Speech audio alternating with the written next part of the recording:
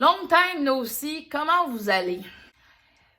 Pendant que j'étais sous la douche, en train de me laver les aisselles, j'ai eu une sorte d'illumination. Hein? Il y a du monde qui ont ça pendant qu'ils méditent. Moi, j'ai eu ça. C'est ça. Hein? Bien, c'est propre, pensez propre. Pensez propre et c'est propre. Qu'est-ce que tu veux que je te dise?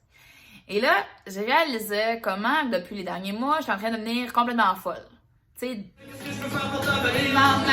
Chasser les démons qui dorment dans ta tête. Que le chaos, hein? On s'entend dessus que le chaos, on le vit à chaque jour, même avant la situation actuelle. Ça fait longtemps qu'on vit un chaos puis un conflit intérieur. Hein? Le mental, l'ego, comment tu voudrais l'appeler.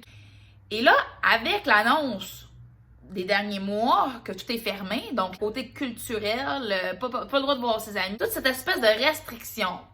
Là, je me suis dit, avant de devenir folle, je dis, OK, c'est quoi le bon côté de tout ça? Au-delà de l'histoire qu'on nous raconte. On s'entend-tu que quand tu as accès à tout ça, comme on a accès à tout ça, on prend pas le temps de prendre le temps. Tu comprends-tu? On prend pas le temps.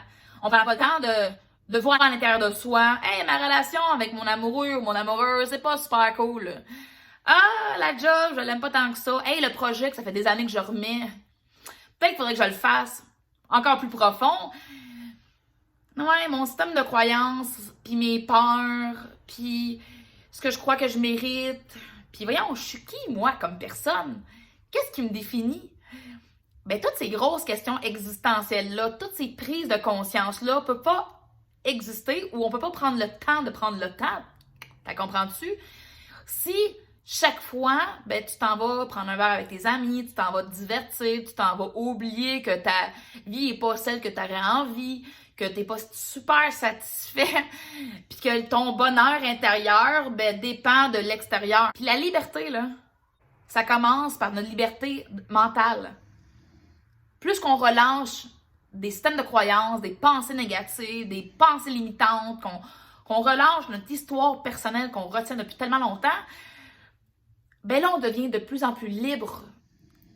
C'est ça, la vraie liberté. Il n'y a personne, il n'y a aucun gouvernement, société, personne autour de nous qui peuvent enlever cette capacité de penser, cette capacité d'être, notre intégrité, notre authenticité, notre essence. Il n'y a personne qui peut enlever ça. Puis on est beaucoup plus fort qu'on pense. Fait que prenez le temps de connecter à la nature, comme il dit déjà. Écrivez, dansez dans la rue, dans votre salon, sur votre lit.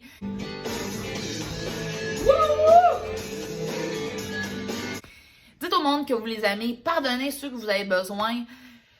Lâchez prise. Parce que c'est la seule solution.